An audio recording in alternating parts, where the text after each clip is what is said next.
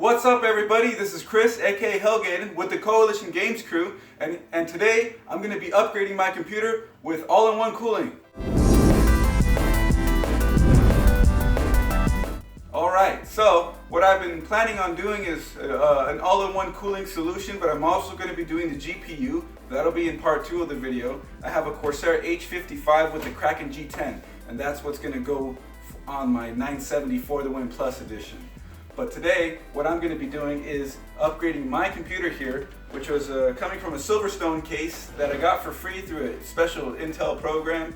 And it's been really nice so far, but it's time to move on, especially because it doesn't really fit a 240mm AIO in the top, even though technically it would, but then the radiator or the fans might have to stick out and it wouldn't be very pretty, whatever the case is. This Deepcool Dukase V2 is definitely going to do the trick. It has a spot specifically for 240mm radiators right here in the top, and it's got plenty of space on the inside, as well as a really nice a power supply enclosure.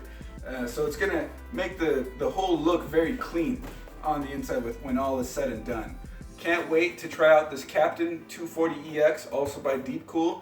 It's an all-in-one cooler that I got to go with my setup, and it just looks really awesome. It's well reviewed from what I can find. There's been a couple of issues from what I've seen, like on Newegg and stuff, but basically if you got one that works straight out of the box, you're in pretty good shape.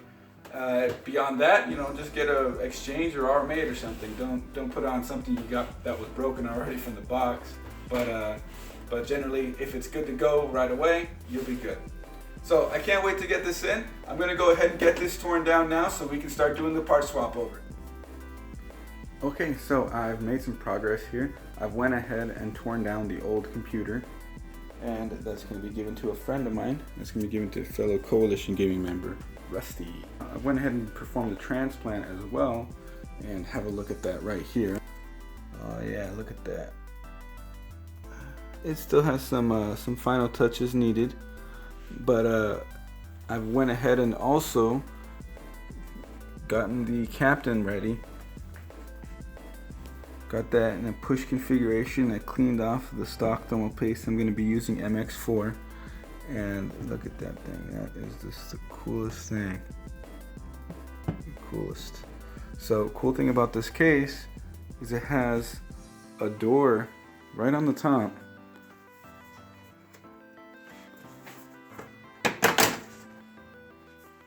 To get that mounted. Check that out. So I'm going to go ahead and mount that in, and I'll show you guys how it looks.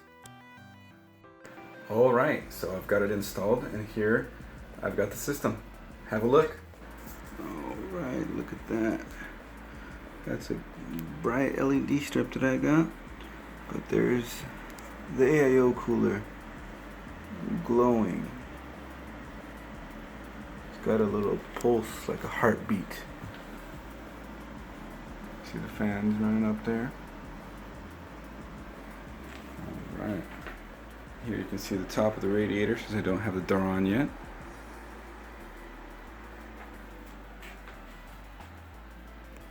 Next step, temps. Alright, so here I've got the computer set up. As you can see, this is the new spot. Before it would go in this cubby under my desk. This is much better. I really like it up there, and it's going to be less dusty probably as a result too. I've been running Prime 95 now for about 45 minutes. Current temps right now are the low 60s. I got Core 0 at 61C or 60C now, Core 1 at 61, Core 2 at 62, Core 3 at 62. It's doing really good. That's already a 10 plus degrees Celsius improvement over my Hyper 212 Plus that I had before that. So it's working out pretty good. Overall, the reviews on it that I've read said that it's pretty good as well, and this corroborates that. So definitely an approval from me on the Deepcool Captain 240EX.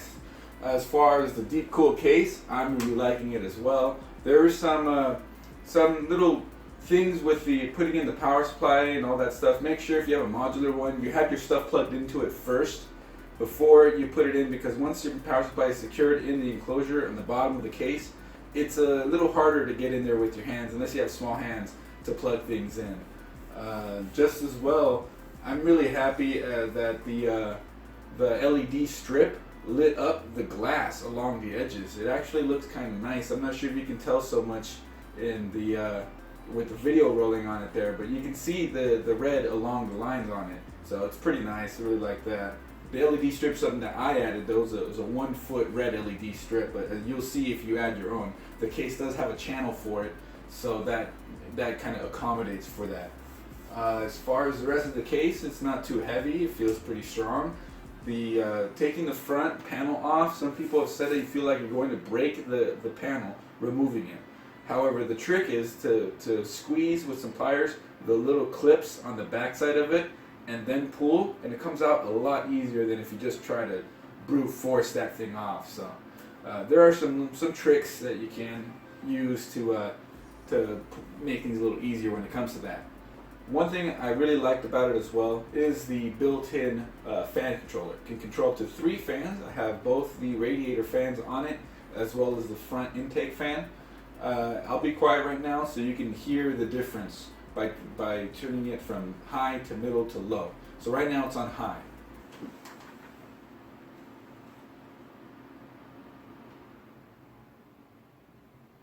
That's medium. And there's low. Now I'm going to push it all the way back up to high.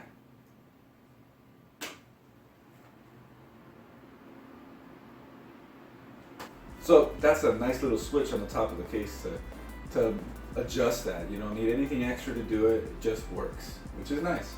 Overall, I'm really happy with these upgrades. The case looks a lot cleaner than my previous one. I found some extensions that I had lying around to keep the inside a little nicer as well, instead of having to run one cable across that really made things ugly like I did in my last case. The Deepcool Dukase V2 is really nice. Definitely recommend it. For 50 bucks, you can't really go wrong with a case like this. It's nice. The enclosure for the power supply at the bottom is great.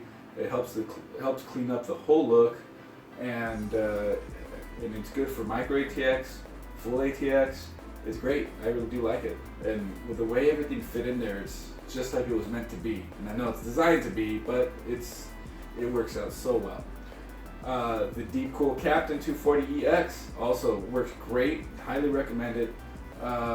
It's not crazy with the temps as far as reducing them, but at least now I know I have over 10 degrees of headroom, of thermal headroom, when I decide to overclock my 3770K, which I probably just go to 4.2 gigahertz and adjust voltage from there. I hear it's pretty easy to get there.